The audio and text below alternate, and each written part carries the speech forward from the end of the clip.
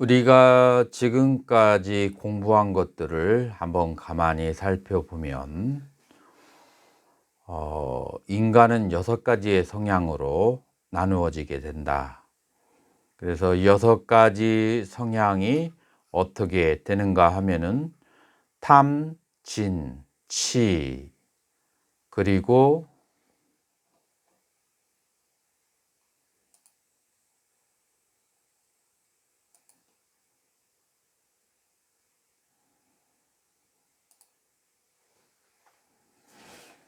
탐, 진, 치의 성향을 가진 사람, 그리고 또 어떤 성향이 있느냐 하면은 어,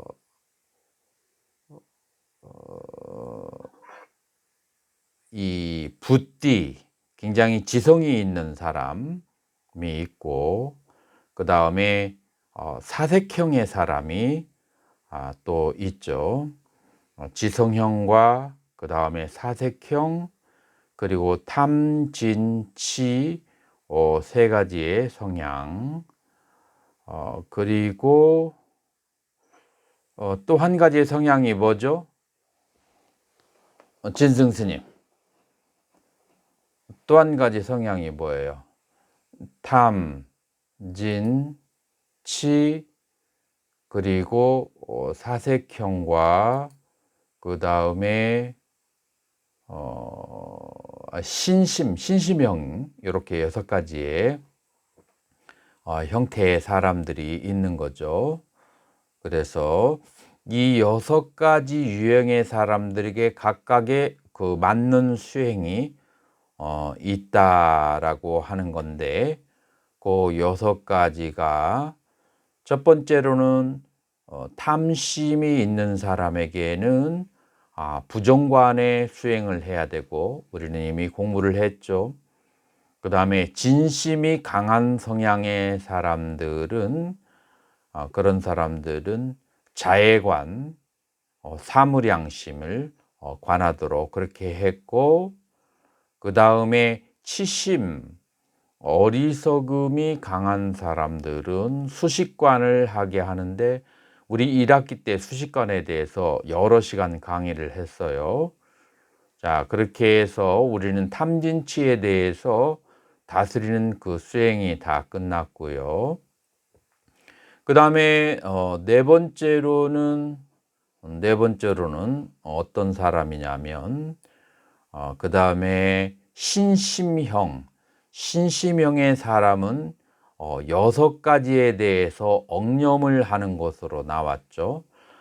불법승 삼보에 대한 억념과 내가 보시한 것의 공덕에 대한 그런 과보에 대한 억념, 그 다음에 천상의 신들의 보호를 억념하는 거, 이제 이렇게 해서 6가지의 억념이 있고, 그리고 우리는 그 저번 시간에 이것도 다 끝냈어요.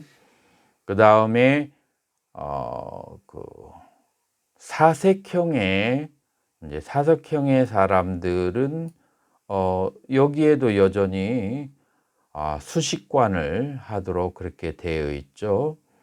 그렇게 이제 수식관을 하는 것은 이제 그것은 이제 행거로 하고, 그 다음에 나머지가 지성형의 사람이에요. 그래서 현대인들은 사색형의 사람과 지성형의 사람들이 많죠. 그러면은 지성형의 사람들이 수행하는 것은 크게 2가지가 있는데, 하나는 죽음에 대한 관을 하는 것이 있고, 그 다음에 2번째로는 몸에 대한 혹은 사대에 대한 관법, 그렇게 하도록 하는 거죠. 자, 그래서 이제 우리는 이제 거의 다 그 앞에 있는 것들은 공부를 했고, 마지막 지성형의 사람들이 수행을 해야 되는 죽음에 대한 관법과 몸에 대한 관법, 그것만 하면 여섯 가지 유형의 사람들이 수행하는 거에 대해서 우리는 모두 이제 다 이제 하는 것으로.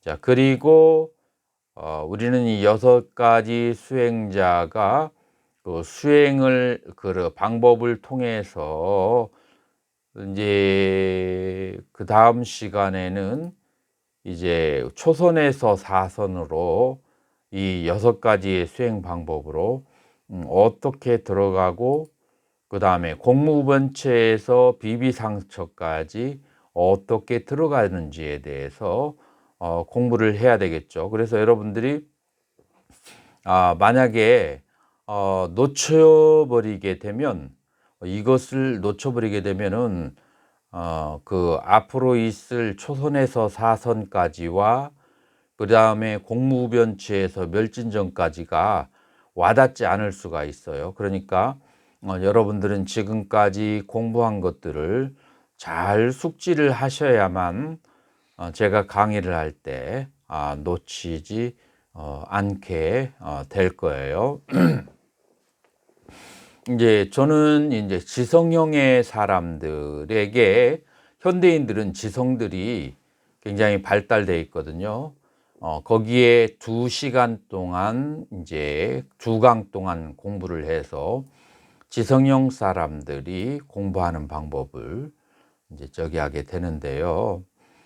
이 죽음에 대한 수행이라고 하는 것은, 그것은 사실 지성형의 사람들이 하는 것이지만서도 모든 인간들이 한 번씩 하는 것으로. 그래서 위파사나 수행센터에 가면 2가지 수행은 반드시 필수적으로 위파사나 하기 전에 하게 되는데, 그것은 무엇이냐면은 죽음에 대한 명상과 그 다음에 위파사나 끊었을 때 자해관, 이 2가지를 위파사나 센터에 가면은 거의 모두 다 하게 돼요. 죽음에 대한 그런 명상을 하게 되는 이유는 무엇이냐면, 그래야만 여러분들이 진정으로 수행할 수 있는 그런 신심이 나게 되기 때문에. 경국스님 그 화면 키세요. 왜냐하면은 오늘 고온사에 너무 시끄러워서 내가 바깥으로 나왔는데, 내 눈에 보이는 사람이 있어야 강의를 하지. 자, 그래서 우리는 그런 6가지의 성향의 사람들이 수행을 하는데, 바로 이 죽음에 대한 그런 명상, 이 명상이라고 하는 것은 사마타 수행이기도 하면서 이파사나 하는 사람들도 필수적으로 닦는 수행이다 라고 그렇게 말할 수가 있어요. 자, 우리가 이제 상식적으로 안다고 생각하는 죽음이라는 것이 무엇인가 라고 했을 때, 우리가 3가지의 죽음을 생각을 할 수가 있는데, 사무체다 마라나 라고 해서 모든 것이 다 끊어진 그런 죽음이 있어요. 삼우체다죠. 자, 모든 것이 끊어졌다라는 것은 번뇌까지 끊어졌다라는 거예요. 이거는 이제 아라한, 벽지불, 그 다음에 삼맥 삼부따에 해당하는 건데, 지금 우리가 말하는 죽음의 무상함은 요걸 말하는 것은 아니에요. 자, 2번째가 카니카 마라나 라고 해서 순간순간에 생멸이 있어요. 그래서 오온이라고 하는 것이, 색수상행식이 순간순간 생멸을 하면서 상속을 받아 나가는 것이기 때문에 그래서 이것을 이제 순간 죽음이라고 하는데, 이제 지금 우리가 얘기하는 죽음은 요 죽음도 아니에요. 3번째는 삼무띠 마라나라고 있어요. 삼무띠 마라나라고 하는 것은 생명이 없는 것들, 그러니까 움직이지 않는 것들, 나무나 금속 이런 것들이 죽어 있다라고 하는 건데, 그것도 우리가 지금 말하려고 하는 것이 아니에요. 그래서 이 세 가지가 제외된 아라한들 이상의 죽음과 순간순간 생멸하는 모든 오온들, 그 다음에 금속이나 나무, 이런 것들이 아닌 그러한 이제 죽음인데, 요 죽음을 두 가지로 나눌 수가 있어요. 깔라 마라나, 때가 된 죽음과 아깔라 마라나, 불시의 죽음이 있어요. 때가 되지 않았는데 죽는 것. 자, 때가 되어서 죽는다라고 하는 것은, 공덕이나 이 사람이 이 세상에 사는 것은 공덕에 의해서 살거나 아니면은 수명에 의해서 살아요. 혹은 공덕과 수명이 동시에 있어서 살게 되는 거죠. 근데 이 셋 중이 하나가, 공덕이 사라졌거나 수명이 다했거나 이 두 개가 다했을 경우에 죽는 것을 때가 된 죽음이라고 하는 거예요.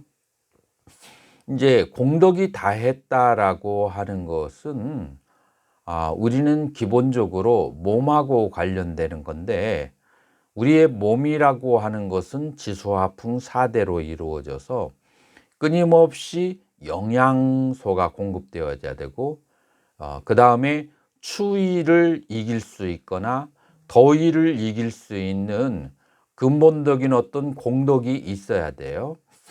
자, 그런데 만약에 음식을 내가 먹을 수 있는 공덕을 짓지 않았거나 아니면 극한의 추운 곳이나 극한의 더운 곳에 있게 되는 그런 이제 인연이라고 한다면, 그랬을 때는 공덕이 다했다라고 그렇게 말할 수가 있는 거죠. 그 다음에 수명이 다 됐다라고 하는 것은 그 시대의 사람들이 사는 것, 조선시대에는 60살이고 지금은 우리가 30년 전에는 80살이라고 하면 지금은 100살 정도 되겠죠. 그래서 시간이 되어서 죽는 죽음, 그것을 수명이 다하는 죽음이라고 하는 것, 이제 요것이 바로 때가 돼서 죽는 것, 깔라 마라나라고 그렇게 하고요. 불시의 죽음이라고 하는 것, 아깔라 마라나라고 하는 것은 여러분들이 생각하시듯이 이거는 뭐냐면 갑작스런 사고를 당했거나 아니면은 외국에 걸어가다가 혹은 외국에 여행을 하다가 갑작들이 강도를 만나서 강도들에 의해서 목숨을 앗아가는 것, 이런 것들이 전부 다 이런 것들이 불시의 죽음이다 라고 그렇게 하는 거죠. 그래서 우리가 죽음에 대해서 관을 할 때 전자의 세 가지 죽음은 속하지가 않고 후자의 때가 된 죽음과 불시에 대해 죽음, 이 두 가지를 우리가 관하게 되는 것이죠. 자, 죽음을 관할 때 세 가지 잘못된 방법이 있어요. 이런 방법으로 죽음을 관하면 안 돼요. 첫 번째, 내가 사랑하는 사람, 마치 어머니가 자식을 죽은 것을 관하는 거, 요거는 이런 것은 바른 그 대상이 아니에요. 왜냐하면 슬픔 때문에 바르게 이 죽음이라는 것을 관할 수 있는 지성이 작용을 하지 않아요. 두 번째로, 내가 미워하는 사람이 내가 막 아주 미워하는 사람이 사고가 나서 죽었어. 너무 신이 나는 거야. 이것도 그 바른 대상이 아니에요. 왜냐하면은 이때 너무 기뻐하기 때문에 지성이 바르게 사유할 수가 없어요. 세 번째로, 무덤덤한 사람의, 그러니까 모르는 사람들의 그런 죽음도 그 적당한 대상이 아니에요. 왜냐하면은 모르는 사람이 죽는 것을 보고 내가 죽음에 대한 그런 절박감이 발생하지 않거든요. 자, 그러면 어떻게 어떤 대상을 관해야만 바르게 관하는 것이냐 하면은 4번째, 이제 도적들에 의해서 피살되었거나 아니면은 자연적으로 그 죽은 사람들 이런 사람들을 바라보면서 나도 언젠가 죽을 것이다라고 하면서 죽음 하면서 마음을 집중을 하게 되는 거예요. 자, 그래서 두 가지의 대상을 바라보는 거죠. 어떤 대상들이냐? 자연적으로 죽었거나 아니면은 도둑들에게 피살되었거나 이러니 이제 두 가지 중생들을 바라보게 되고 그 다음에 죽음이라고 관을 하는 거죠.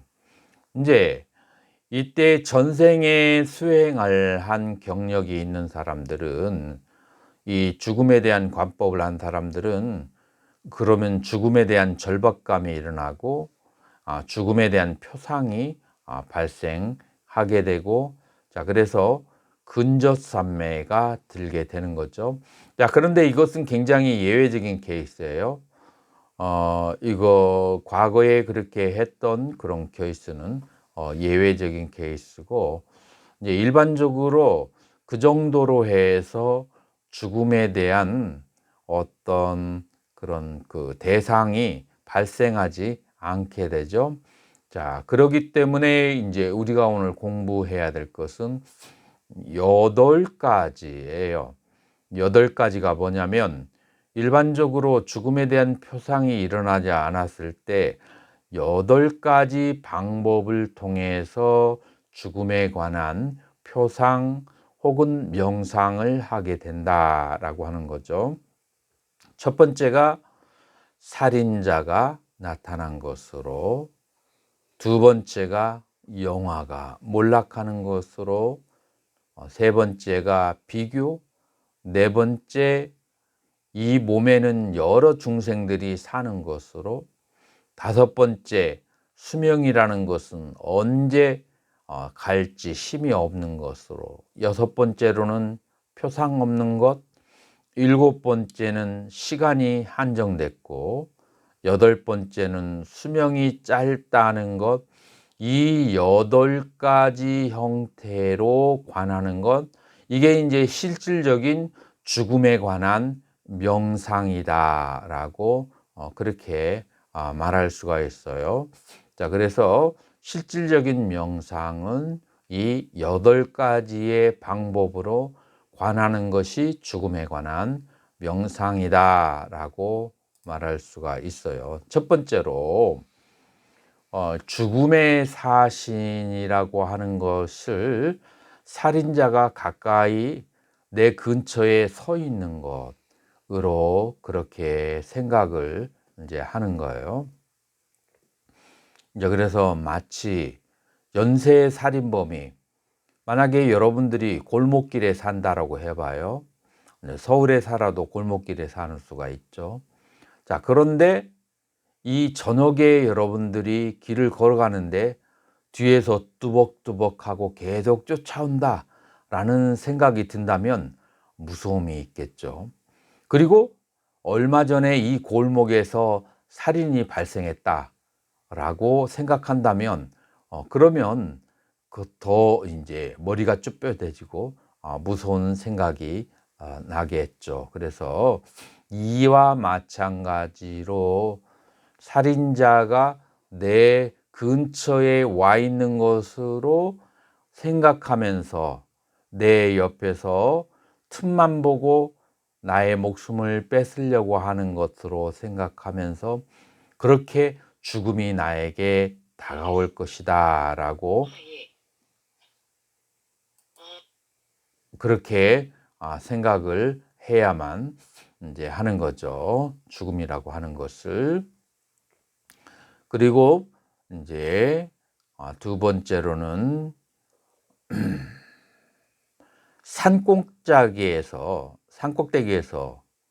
이제 바위가 굴러 떨어지는 것처럼, 이게 땅에 닿는 것은 곧 반드시 땅에 닿는 거거든요. 그렇게 내 삶이라고 하는 것은 바위가 산에서 굴러 떨어지는 것처럼 바로 죽음이 온다라고 생각을 해야 되고, 태어나는 순간 죽음을 향해서 가는 것이죠. 파스칼이 팡세에서, 명상록이죠. 팡세에서 그런 말을 했죠. 인간의 삶이라고 하는 것은 마치 바닷가를 향해서 눈먼 사람들이 걸어가고 있는데 그 뒤를 대중들이 따라가고 있어요. 그 뒤를 대중들이 따라가고 있는데 내 바로 앞에서 바닷가로 밀려서 빠져들어가 죽는 것을 보지만 뒤에 있는 대중이 계속해서 밀려오기 때문에 내 몸을 돌이킬 수가 없어. 그렇게 밀려 빠져 들어가는 것이 바로 인생의 죽음이다 라고 파스칼은 팡세에서 그렇게 얘기를 하죠. 그래서 우리는 죽는다라고 하는 것은 아주 당연한 것이다, 그렇게 이제 생각을 해야 되는 거죠. 어떻게 태양이 떠오르면 서쪽으로 반드시 치는 것처럼, 그런 것처럼 우리는 반드시 죽을 것이고, 그리고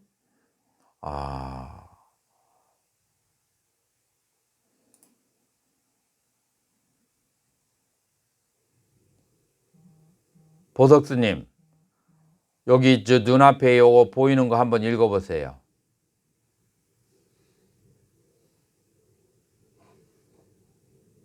응? 보석스님 앞에 없는가?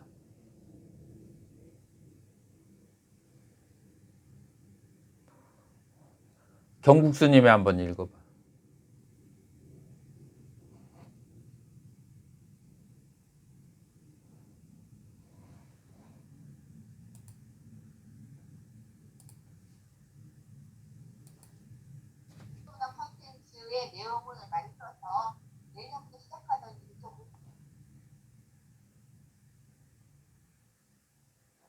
경국스님 그 스피커 켜고 요 내용 한번 읽어봐요.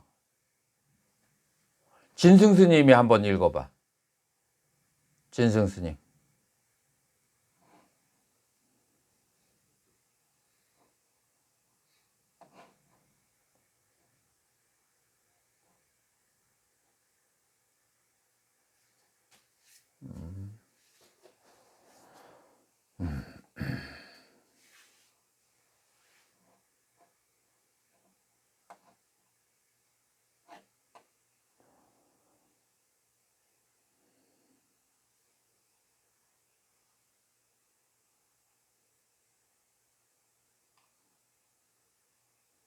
자, 그러면은 요 시 앞에 있는 것들은 여러분들이 눈으로 읽으면서 지나가도록 하겠습니다. 자, 두 번째로는 영화가 몰락하는 것으로 그렇게 죽음을 생각을 해야 된다라고 하는 거예요. 여기에 이제 그 예로 아쇼카 왕이 나왔어요.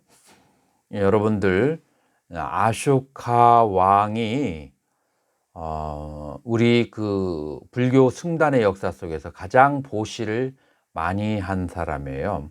하루는 대신들 앞에서 아쇼카 왕이 그렇게 질문을 해요. 뭐라고 하느냐면 지금까지 우리 승단에서 가장 보시를 많이 한 사람이 누구냐 라고 물어봐요. 그러니까 대신들이 대답하기를, 저희들이 알기로는 아나따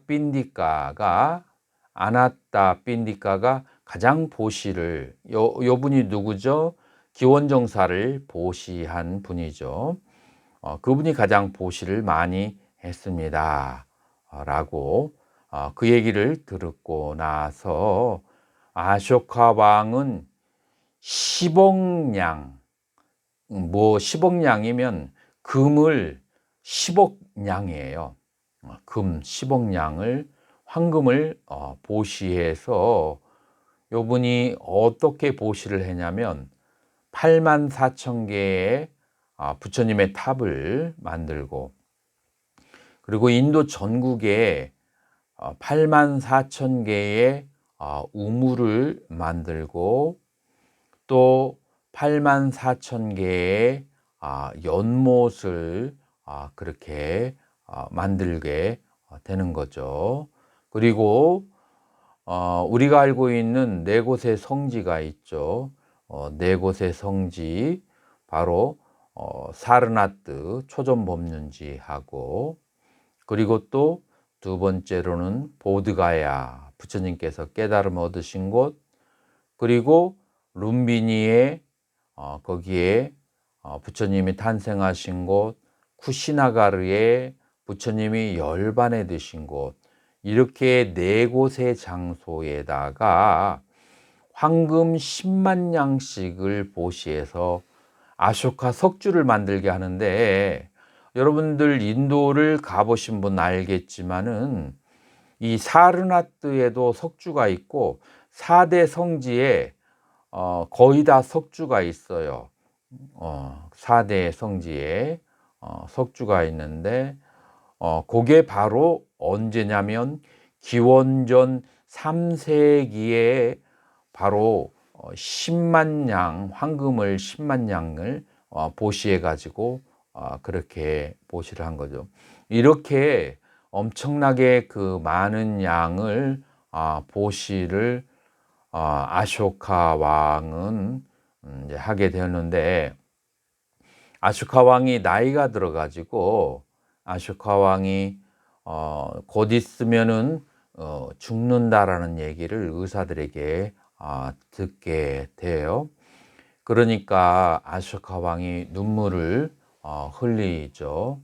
아쇼카 왕이 눈물을 흘리니까 옆에 있는 대신들이 죽음에 대한 두려움 때문에 눈물을 흘리냐라고 물어보니까, 죽음에 대한 두려움 때문에 눈물을 흘리는 것이 아니고 성스러운 성자들을 그 성스러운 상가를, 승려들을 볼 수 없다라고 생각하니까 그것 때문에 슬퍼서 눈물이 난다.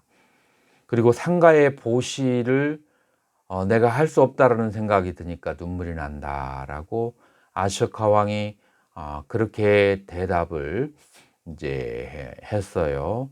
이제 그렇게 해서 죽음의 생각을 하면서 이 아쇼카 왕이 머리가 좋은 거예요. 아니, 죽으면 재물이 아무리 많아서 어디다 쓰겠어요. 그래서 4천만 양의 금을 보시를 이제 하려고 대신들에게 보시를 하라고 하니까 어떻게 됐어요? 국구가 텅텅 비었어요. 워낙에 보시를 많이 해가지고 그 나라의 창고가 다 비어버린 거예요. 나라의 창고가 비워서 보시를 하지를 못하게 되고, 그러니까 이제 이 아쇼카 왕이 너무 보시를 많이 하니까 그 다음에 그 왕위를 이을 사람이 산빠띠라고 하는데, 이게 이제 손자예요. 손자가 왕위를 물려받으려고 하는데 대신들이 그러는 거예요. 아쇼카 왕이 저렇게 보시를 많이 하면 당신이 나라를, 국정을 운영할 만한 자금이 없어진다. 이제 그렇게 얘기를 하면서 아쇼카 왕이 병상에 누워 있으니까 이 아쇼카 왕의 명령을 요 왕세자가 전부 다 차단을 해버리는 거예요. 자, 그래서 처음에는 황금 그릇에 식사를 갖다 줬는데 그 그릇을 먹고 상가에게 보시를 해버려요. 시종을 시켜서. 그러니까 그 다음에는 은으로 보냈다가 은도 보시하고, 나중에는 흙으로 보시하니까 흙그릇마저 보시하는 거예요. 그래서 요 손자가 어떻게 했냐면 아물라라고 하는 게 있어요. 여러분들 인도에 가시면은 암라나무라고 해서 인도의 대표적인 나무인데, 동그랗게 돼 있는 그런, 우리나라에는 없는 그런 그거예요. 그거를 한쪽도 아니고 씨 빼고 반쪽만 딱 잘라 가지고 공양으로 보낸 거예요. 그러니까 아쇼카 왕이 천하를 호령하다가 마지막에 한 끼 식사로 아물라 그 열매의 반쪽을 먹게 되니까 굉장히 처량하죠. 그래서 아쇼카 왕이 꾀를 내요. 내가 왕위를 물려준다고 그렇게 하면서 왕세자와 대신들을 전부 다 부르게 되죠. 그래서 병실에서 자기의 명령이 먹히지 않다가 왕세자가 왕위를 물려준다고 하니까 신이 나가지고 전 대신을 다 모아서 앞으로 왔어요. 앞으로 오니까 이 아쇼카 왕이 뭐라고 하냐면은, 내가 나의 나라를 팔아 팔아서 대신들 중에 이 나라를 사라고 해서 4천만 양을 그 나라를 팔아 가지고 이 인도를 팔아서, 그래서 그걸 마지막으로 상가에 보시를 하는데, 이게 대신들이 전부 있는 곳에서 그런 말을 하니까 감히 그 자리에서 이 손자가 거역을 할 수가 없는 거예요. 그래서 할 수 없이 왕위를 물려받은 이 산바디는 이 나라를 팔아서는 안 되잖아요. 빚을 내 가지고 그 갚고 나라를 되찾았다라고 그렇게 해요. 자, 그래서 우리는 그 아쇼카 왕에게서 두 가지를 볼 수가 있는데, 하나는 승가를 위해서 진정한 마음으로 그 보시하려고 하는 마음의 자세와, 두 번째로는 그렇게 8만 4천 개의 불탑을 내세우던, 그렇게 한 나라를 호령하고 제위 시절에 100명의 그런 형제들을 죽여버리고, 그리고 제위 9년 때 깔린가 전쟁에서 10만 명 이상의 그 병사들을 죽여버리고 인도를 통일했던 그런 그 권력을 가지고, 그런 재력을 가지고 있는 왕도 결국에는 마지막에는 대추알 비슷한 거 반쪽 하나만 먹는 그런 무상한 환경에 처한다라고 그렇게 인식을 하고, 그렇게 모든 부귀영화라고 하는 것은 최고의 정점에 있었던 아쇼카 왕마저도 그것이 몰락해서 하루 한 끼 대추 반축밖에 먹지 못하는 그런 신세가 되어진다 라고 하는 것을 생각하면서, 아무리 부귀영화라고 할지라도 무상하다라는 것을 생각해야 된다. 자, 이 부귀영화가 몰락하는 것을 관하는 사람은 어떤 사람이 영화를 몰락하는 걸 관하냐면 탐심이 많은 사람이에요. 그래서 내 마음의 갈증이 해소가 안 된 사람, 그래서 물질에 대한 욕구가 굉장히 강한 사람들은 죽음의 순간까지도 물질을 모으려고 그렇게 한단 말이에요. 그런 사람들은 이 아쇼카 왕을 관을 하면서 그 물질이 많은 사람도 대추 반조각밖에 남지 않게 된다. 결국은 어떻게 됐죠? 이 아쇼카 왕이 다스리던 왕조가 마우리아 왕조예요. 마우리아 왕조인데 그 왕조가 아쇼카 왕 지나서 다음 때에 멸망하고 마는데, 어 역사가들이, 인도 역사가들이 뭐라고 하냐면은 가장 큰 이유가 재정 낭비를 가장 큰 원인으로 그렇게 얘기를 하고 있어요. 재정을 보시하니라고 너무 많이 써 버렸다. 이제 그것을 가장 큰 원인으로 삼거든요. 자, 그래서 이 부귀영화를 마음속에 갈증이 있는 사람, 그것 때문에 우리는 죽음을 생각하지 않고 계속 돈을 모으고 돈을 벌 것만 생각하는 그런 사람은 아쇼카 왕을 생각해서 무상함을 관하도록 하고, 제1번에는 살인자가 따라오는 것을 그래서 연쇄살인마가 나를 쫓아오는 것처럼 내가 언제 죽을지 모른다 라고 하는 것을 생각하는 경우에는 어떤 사람이냐 하면은, 진심이 많은 사람들은 이제 그런 식으로 관을 하게 되는 거예요. 자, 그래서 모든 경강의 마지막은 병이고, 젊음의 마지막도 늙음이고, 생명의 마지막은 죽음이고, 그렇게 죽음에 습격당하는 것이 바로 사람의 몸이라고 하는 것을 우리는 관을 해야 되고요. 그래서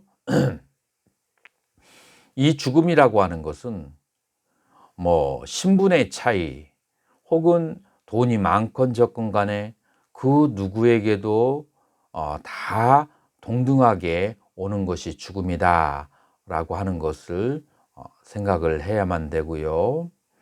그래서 이것은 어떤 것으로도 이 죽음은 이길 수가 없는 것으로 그렇게 생각을 해야만 되는 거죠. 자, 그렇게 해서 우리는 두 번째 부귀영화가 몰락하는 것으로 죽음을 관하는 관법이고요. 그 다음에 세 번째로 죽음을 관하는 것이 비교함으로써 죽음을 관하는 거예요. 자, 그래서 이 비교함으로써 관하는데 어떻게 관하냐면은 7가지로 비교하여서 죽음을 계속 생각을 해야 되는 거예요.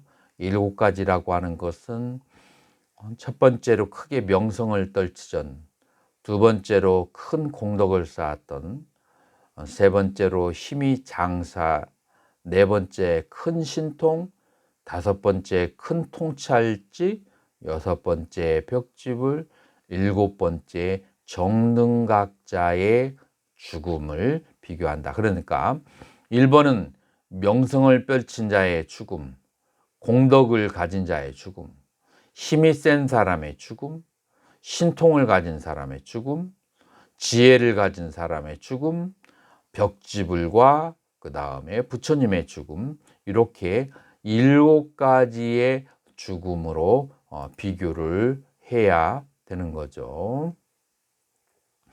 자, 그래서 크게 명성을 날렸던 아쇼카 왕도 결국은 죽음에 들어간다 라고 생각을 하고, 두 번째 크게 공덕을 쌓았던 사람은 우리 불교 역사 속에서 큰 그 공덕을 쌓았던 사람은 아나타핀디카와 그 다음에 위샤카, 이 두 사람이 아주 대표적인, 남신도의 대표는 아나타핀디카고 여신도의 대표는 위사카라고 하는 그런 이제 여자 신도죠. 위사카는 어디에 살던 분이죠? 슈라바스티, 기원정사가 있는 곳에서 사는 그런 분이에요. 그래서 이사카는 기원정사에서 그렇게 살면서 그렇게 독림정사를 보시한 그런 이제 수행자가 되는 거죠. 이렇게 보시를 많이 했던 사람들, 공덕을 많이 가졌지만, 그렇지만 이 공덕을 쌓았던 자도 전부 다 죽음의 순간에 이르는데 내가 죽지 않겠는가. 그래서 공덕을 쌓았던 자도 죽는다라고 하는 것을 생각을 해야 돼요. 자, 이게 지금 7가지로 그렇게 나누어지는데, 그 7가지로 나누어지는 이유가 뭘까요?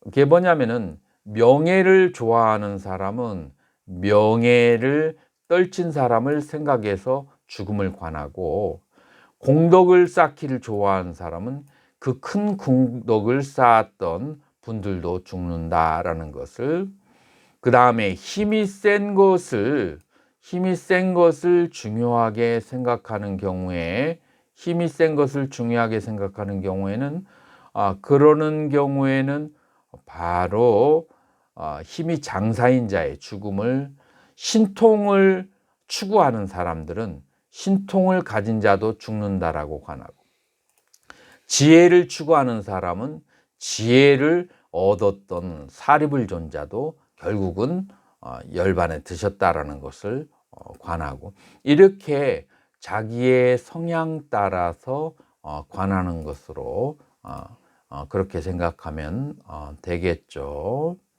이제 여기에서 와수데바, 발라데바, 위마세나, 유디틸라, 하누만, 이제 이런 사람들, 이제 하누만이라고 하는 것, 유디틸라라고 하는 것은 인도의 그 뭐라고 할까, 역사 속에서 나오는 그런 이제 유명한 인물인데, 마하바라타의 제일 처음에 대표적인 인물이 이제 유디틸라고, 여기서 하누만이라고 하는 것은 라마나에서 대표적인 장사인데, 우리는 항우 정도로 그렇게 생각하면 돼요.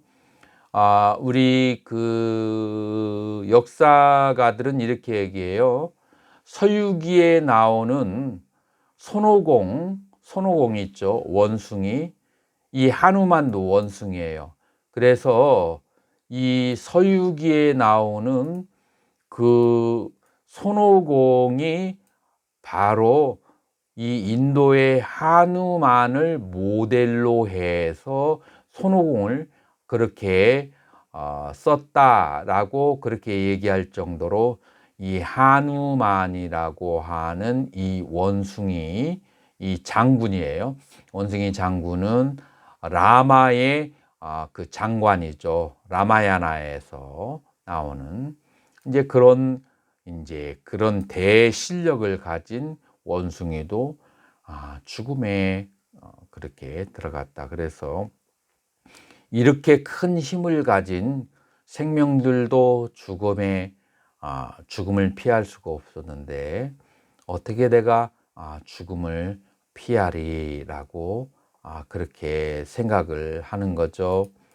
그 다음에 네 번째로는 신통을 가진 자와 비교를 하는데, 우리는 목갈라나 존자인데, 외자얀띠 궁전을 진동케 했다 라고 그렇게 하는데, 이 외자얀띠 궁전이 바로 범천이 그 궁전이죠. 그 범천의 궁전을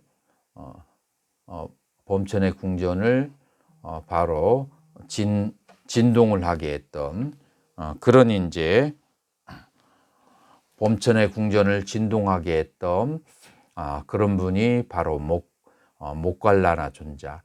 그럴 정도로 새끼의 천상을 진동을 시킬 정도로 그렇게 위대한 능력을 그런 가진 분들도 결국은 죽음의 죽음을 피할 수가 없다. 그래서 부처님의 제자 중에서 신통제일이라고 하죠. 신통제일이 되는 목련존자도 결국은 죽음의 순간을 피할 수가 없었다라고 그렇게 봐야 되고요. 그 다음에 다섯 번째로는 사리붓다. 사리붓다 부처님의 그 제자 중에서 상수 제자고, 우리가 알고 있는 아비담마의 그 창시자가 바로 사리붓다 존자가 그렇게 되는 거예요. 그러기 때문에 이 다른 중생들도 모두 사리붓다의 그 통찰지가 아무리 영리한 사람도 16분의 1도 되지가 않은 거예요.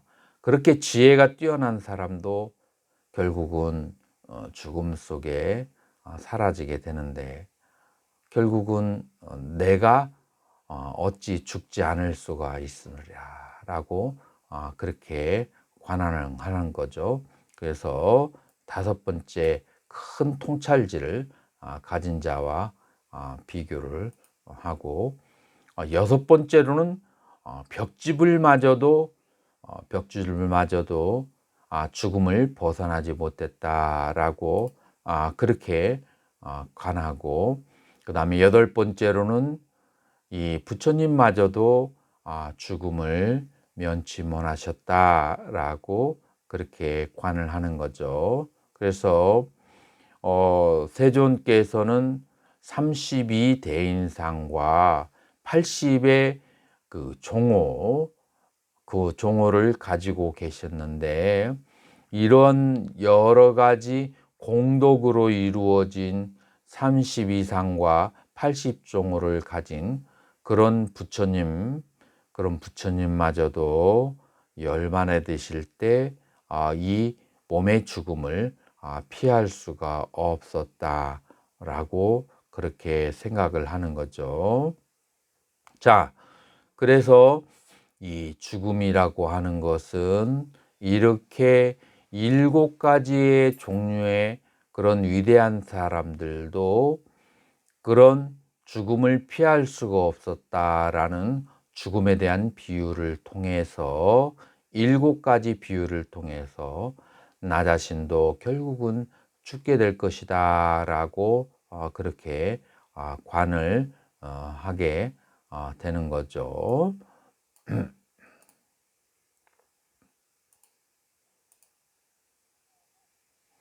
자, 그러면 죽음이라고 하는 것이 무엇인지 한번 가만히 생각을 해본다면, 죽음이라고 하는 것은 지금 나 자신의 모든 움직임이 멈춰지는 것을 죽음이라고 하는 거예요. 뒤집어서 얘기하면 산다라고 하는 것은 무엇일까요? 내가 살아있다라고 하는 것은, 첫 번째로 우리가 살아있다고 얘기하려면 눈으로 아름다운 것을 보고 싶어 하고, 귀로 좋은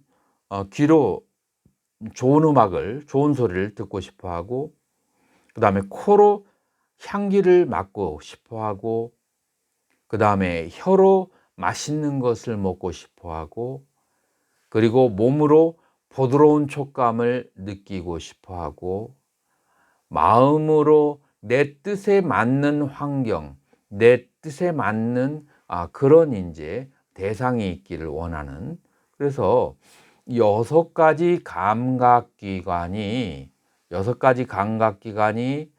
나에게 보기 좋고 듣기 좋고 하는 대상들을 욕구하는 것, 그것을 떠나서 삶은 존재하지 않는 거예요. 그래서 첫 번째로 삶이라고 하는 것은 5가지 감각기관의 욕망을 채우는 것, 5가지 감각기관의 대상을 욕구하는 것, 그것이 삶이다라고 정의할 수가 있어요. 1번.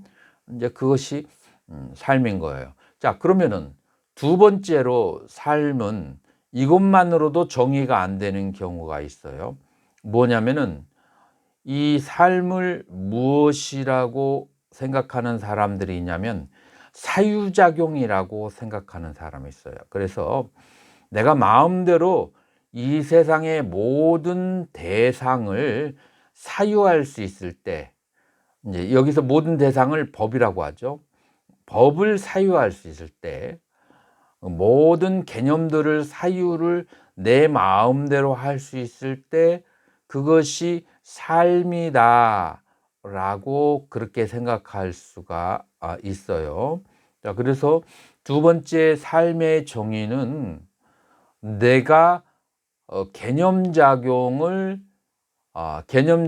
마음대로 하고 있을 때 삶이다라고 그렇게 말할 수가 있는데, 그러나 세 번째로 개념작용마저도 마음대로 하지 못할 때가 있어요. 언제죠? 식물인간.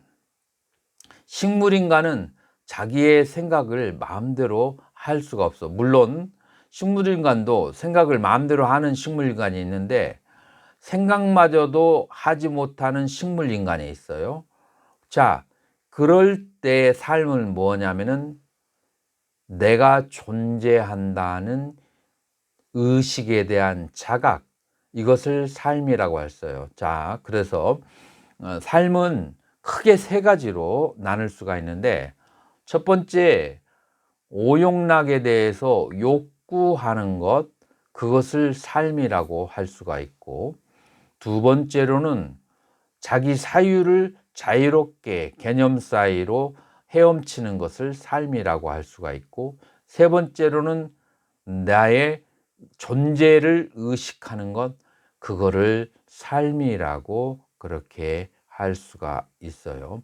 이렇게 세 가지 종류의 삶이라고 하는 것이 존재하는데, 사실은 내가 어제하고 어제 그저께 종합진단을 하기 위해서 서울에 가서 병원에서 종합진단을 그렇게 했어요. 근데 첫날에 내가 수면 내시경이라고 위와 장을 수면 내시경을 한다고 하더라고. 근데 나는 옛날에 그런 말을 들은 것 같아.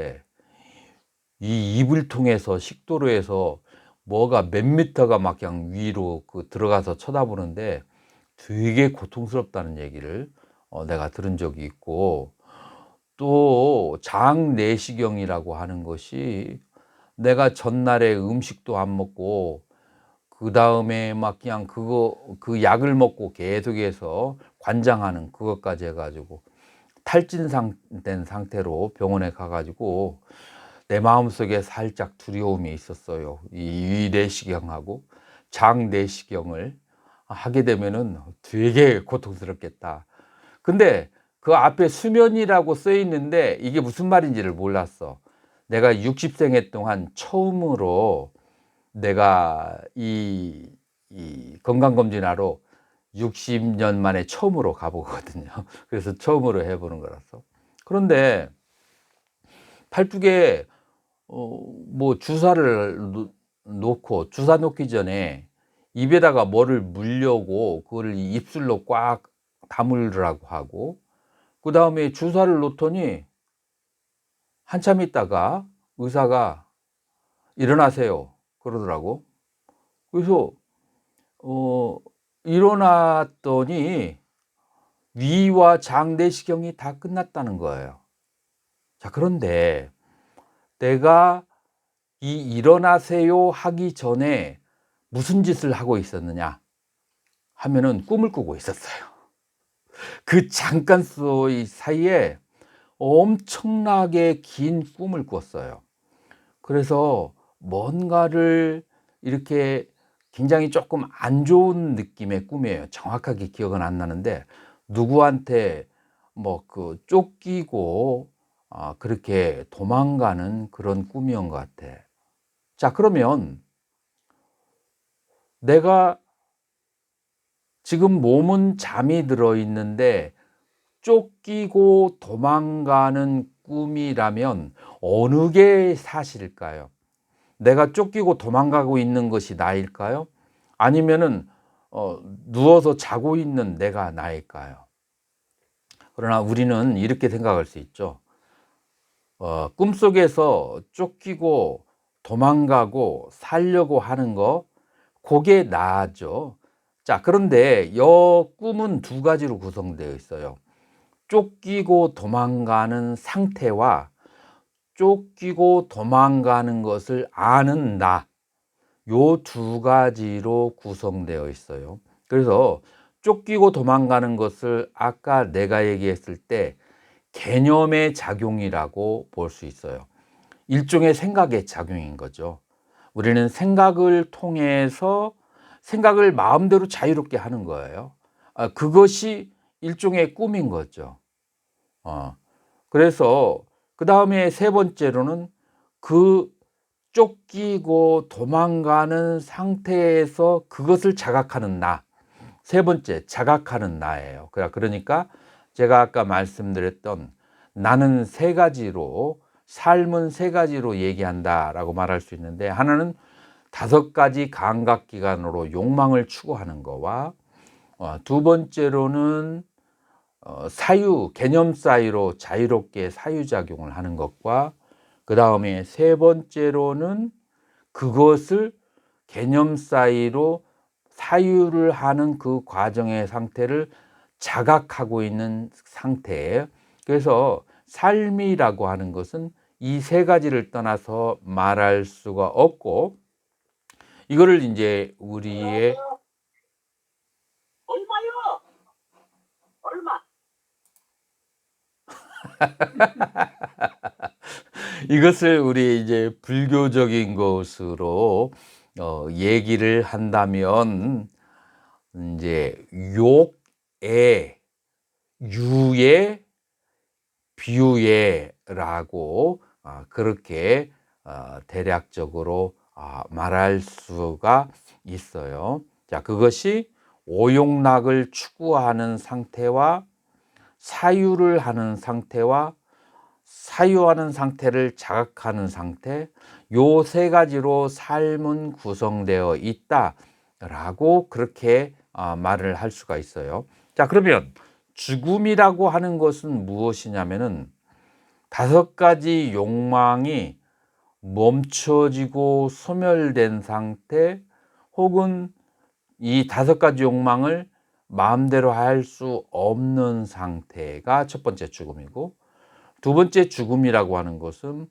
사유작용을 마음대로 할 수 없는 것, 그 다음에 세 번째 죽음이라고 하는 것은 그것은 자각하는 상태가 멸했을 때 이걸 세 번째 죽음이라고 할 수 있어요. 자, 그러면 이 세 번째 죽음, 자각하는 상태가 멸했다라고 하는 것은 우리는 이것을 상수멸종이라고 말할 수가 있어요.